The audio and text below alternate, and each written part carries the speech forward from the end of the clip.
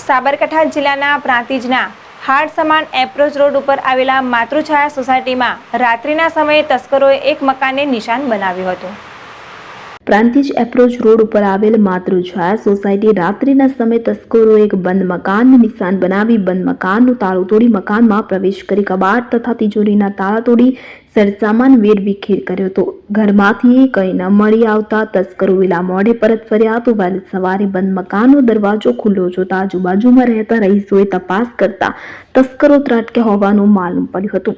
America ખાતે રહેતા મકાન માલિકને જાણ કરી હતી તો માતૃછાયા સોસાયટીમાં રહેતા મનીભાઈ કેશાભાઈ પટેલના બંધ મકાનનું તાળું તોડી તસ્કરોએ ઘરમાં પ્રવેશ કર્યો। છેલ્લા 5 વર્ષથી સમગ્ર પરિવાર અમેરિકા ખાતે રહે છે, જ્યારે પાડોશીઓ દ્વારા પ્રાંતિજ પોલીસને જાણ કરતા પ્રાંતિજ પોલીસ ઘટના સ્થળે દોડી આવી તેને વધુ કાર્યવાહી હાથ ધરી તો ચોરીની ઘટનાને લઈને સોસાયટીમાં રહેતા રહીશો તથા આજુબાજુની સોસાયટીના રહીશોમાં ભયનો માહોલ જોવા મળ્યો અને પ્રાંતિજ પોલીસ દ્વારા રાત્રિનો પોલીસ પેટ્રોલિંગ સઘન કરવામાં આવે તેવી માંગ ઉઠવા પામી છે।